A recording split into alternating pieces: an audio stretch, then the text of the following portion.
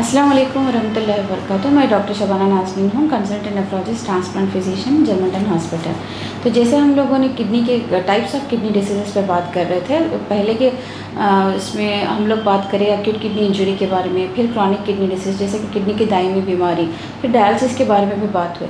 तो अभी आके नेक्स्ट कॉमन डिसीज़ है जो किडनी के प्रॉब्लम है, किडनी का डिसीज़ है, उसे नेफ्रोटिक सिंड्रोम बोलते हैं। नेफ्रोटिक सिंड्रोम माने नेफ्रोटिक सिंड्रोम यूजुअली सिंड्रोम माने 3-4 चीज़ें मिलकर सिंड्रोम बनाते हैं। तो इस नेफ्रोटिक सिंड्रोम में मेन क्या होता कि आपके जो किडनी के छन्ने रहते जो उसका डिफेक्ट रहता, तो यहाँ पर किडनी ख़राब नहीं रहता, सिर्फ फ़िल्टर का प्रॉब्लम रहता।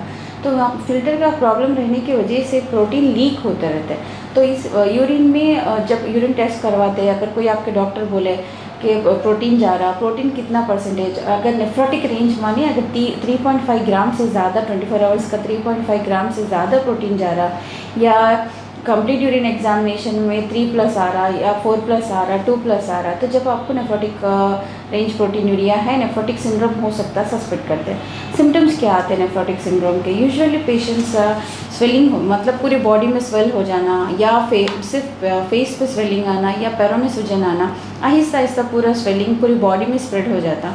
तो नेफ्रोटिक सिंड्रोम के पेशेंट्स में अगर नॉन डायबिटिक नहीं है, अगर डायबिटिक पेशेंट्स भी हैं, मोस्टली वो लोगों का डिफरेंट रीजंस रहते हैं। तो नेफ्रोटिक सिंड्रोम हम लोग अक्सर बच्चों में देखते हैं। तो 1 से 11 साल के बच्चों में कुछ भी रीज़न होने दीजिए, कुछ इन्फेक्शन की वजह से, या कुछ भी रीज़न नहीं है, या कुछ जेनेटिक रीजंस की वजह से नेफ्रोटिक सिंड्रोम बच्चों में आता। तो बच्चों में यूजुअली क्या होता कि आँखों के पास सूजन आना, चेहरे पे सूजन आना, पेट फूलना, पैर फूलना। जब पेरेंट्स परेशान होकर बच्चे को मोस्टली पीडियाट्रिशियंस के पास लेके जाते हैं, तो तब वो लोग यूरिन टेस्ट करके और थोड़ा सा ब्लड टेस्ट करके बोलते हैं कि नेफ्रोटिक सिंड्रोम है। तो नेफ्रोटिक सिंड्रोम बच्चों का और बड़ों का दोनों का सेम है क्या? तो और दोनों के लिए सेम ट्रीटमेंट रहता है या सेम अप्रोच कैसा रहता है डॉक्टर्स का? एक्चुअली नेफ्रोटिक सिंड्रोम बच्चों में थोड़ा अलग है और बड़ों में अलग है। बड़ों के लिए नेफ्रोटिक सिंड्रोम के अलग अलग रीजंस रहते हैं, तो उनके लिए और दोनों के लिए अगर बच्चों में भी बायोप्सी होता है उसके लिए करना क्या चाहिए और अप्रोच क्या है बोले तो बच्चों में अगर आ रहा है तो हम लोग स्टीरॉयड स्टार्ट करते हैं 1 से 11 साल के बच्चों में। वो लोग रिस्पॉन्स कैसा रहता या रिलैप्स मानी ट्रीटमेंट लेने के बाद ही रिलैप्स आ रहा या थोड़ा गैप आने के बाद आ रहा, वो सारी चीज़ें अलग अलग डिफरेंट रहता। बड़ों में अगर नेफ्रोटिक सिंड्रोम आ रहा, अगर पेशेंट डायबिटीज़ नहीं है, पेशेंट को बीपी नहीं है, मगर स्वेलिंग आ रही, चेहरे पे स्वेलिंग आ रही, पूरी बॉडी में स्वेलिंग आ रही, और थायराइड भी नहीं है, खून की भी कमी नहीं है, तो तब यूरिन का टेस्ट अगर जब करवा रहे तो बोल रहे कि प्रोटीन जा रहा, तो उसको अप्रोच कैसा करता है यूजुअली नेफ्रोलॉजिस्ट?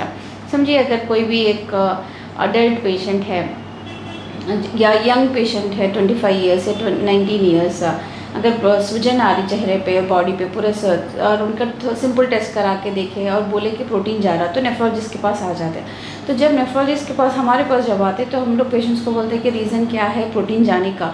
तो नेफ्रोटिक सिंड्रोम का डायग्नोसिस कैसा होता है? यूजुअली क्लिनिकल डायग्नोसिस रहता है और एक पैथोलॉजिकल मतलब लैब के हेल्प से थोड़ा डायग्नोसिस होता है। तो क्लिनिकल डायग्नोसिस में तो सूजन आ गई और यूरिन टेस्ट का देख लिया, उसमें प्रोटीन जा रहा, फिर ब्लड टेस्ट देखे, ब्लड टेस्ट में भी खून में भी एल्बुमिन की कमी है, तो तब आप नेफ्रोटिक सिंड्रोम बोल के क्लिनिकल डायग्नोसिस करते हैं। उसके बाद उसको कंफर्मेशन करने के लिए आपको रीनल बायोप्सी करते हैं। तो बायोप्सी क्या चीज़ है, बायोप्सी करने से क्या साइड इफ़ेक्ट्स होते हैं, इसके बारे में भी हम लोग बात करेंगे नेक्स्ट उसमें।